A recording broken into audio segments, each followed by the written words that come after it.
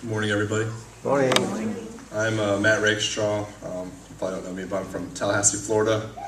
My mom and dad actually went to AC back in the day, and my dad was actually roommates with Pastor Burmy here. So it's a small world. But, this is my first time at SEP SoCal. I've been to several other SEP camps along the East Coast, like SEP Florida, Higher Ground, the Mountaintop, stuff like that. But I've been a counselor before, but this was actually an interesting experience for me being a counselor here at SEP SoCal.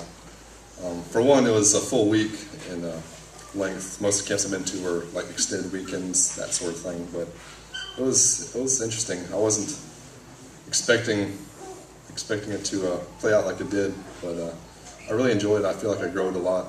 But and I was actually in Abel's dorm. He was the lead counselor. I was the assistant, but I learned a lot from him about like reaching out to the children, getting to know them like on a personal level. I guess in the past I've been more of like a babysitter than an actual counselor, but it was interesting getting to know the kids. Like when I first met them, I was worried like they might get into fights and stuff. I actually had to break up like 3 different fights before they started. Some of the guys, like coming from different backgrounds, they didn't get along at first, but it actually played out really well. Like as the week went on, they unified really well. They brought together, and some of them, like, I understood why they were the way they were after getting to know them, like coming from backgrounds with, I guess, parents that were drugged up, being on drugs themselves, that sort of thing, like dealing with that kind of things a kid shouldn't have to deal with.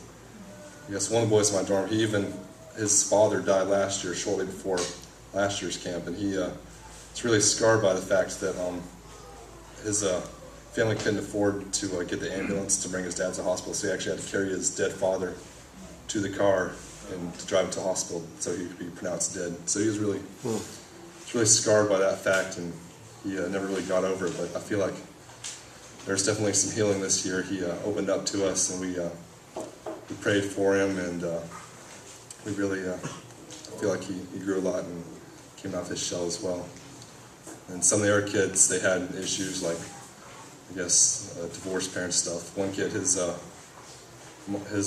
adopted, but his adopted parents actually got divorced, and his mother became a lesbian, and he got picked on for that. And so he had this sort of like, I guess, emotional block as well. He thought that made him a monster because he didn't, I guess, break down and cry like everyone else. But it's just nice to get to know the kids and reach out to them and love on them and let them know how much God loves them as well.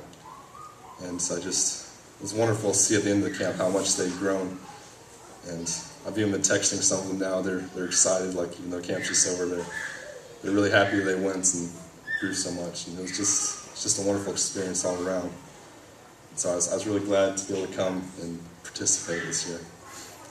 Thank you.